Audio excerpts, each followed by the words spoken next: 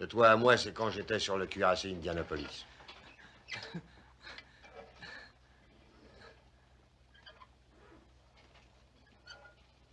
Vous étiez sur l'Indianapolis? Qu'est-ce qui s'est passé, au juste? Un sous-marin japonais nous a mis 2 torpilles par le travers avant. Voilà, chef. Ça s'oublie pas, ça. On rentrait d'une mission dans l'île de Tinian où on avait livré une bombe. Celle d'Hiroshima, la bombe. 1100 marins à la barre. Le navire coulait en 12 minutes. On est resté sans voir un seul requin pendant près d'1 heure. Tout à coup, un 4 mètres, vous savez comment ça s'évalue quand on est dans l'eau? À ce qui sépare la membrane dorsale de la queue. Mais nous, on n'en savait rien. Le coup de la bombe avait tellement été gardé secret qu'aucun signal de détresse était parti.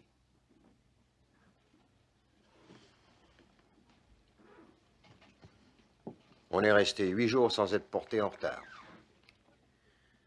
Aux premières lueurs de l'aube, les requins commencent à rôder. Alors on a formé des espèces de groupes compacts.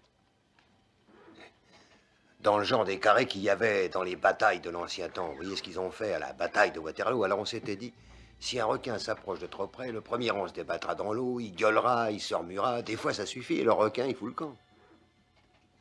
Mais des fois ça marche pas, il reste là. Si vraiment il s'incruste, alors là attention. Il vous regarde droit dans les yeux. Et je vais vous dire, moi ça a des yeux sans vie, sans rien. Une paire d'yeux tout noirs, des yeux de nounours. Lorsqu'il s'approche de vous, le requin, il fait pas vivant. Jusqu'à ce qu'il vous happe. Là, ses petits yeux noirs, ils deviennent blancs, et alors...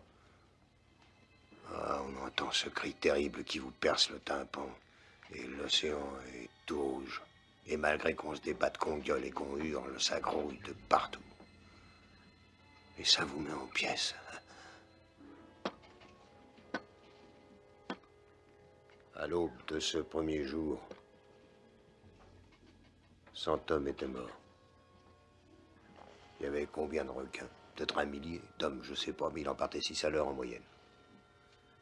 Le matin du jeudi, je me retrouve tout près d'un vieux copain, il s'appelait Robinson, un type de Cleveland. Dans le civil, un sportif, maître d'équipage.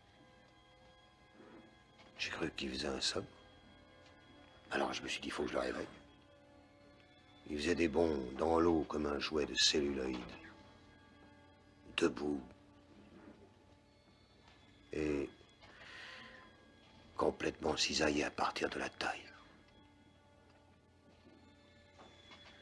Le 5e jour à midi, M. Hooper, un Lockheed Ventura, nous a vus. Il a fait un rasé et il nous a vus. C'était un jeune pilote, le gars. Plus jeune que M. Hooper. Enfin bref, il nous a vus et il est reparti. On a attendu encore 3 heures et puis un héliporteur s'est pointé et nous a remontés à son bord. Vous voulez que je vous dise? C'est à ce moment-là que j'ai eu les foies.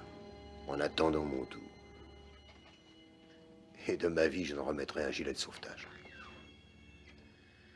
Et c'est ainsi que sur 1100 hommes naufragés, 316 survivants furent repêchés. Les requins avaient eu les autres en ce jeudi 29 juin 1945. Enfin, on avait livré la bombe.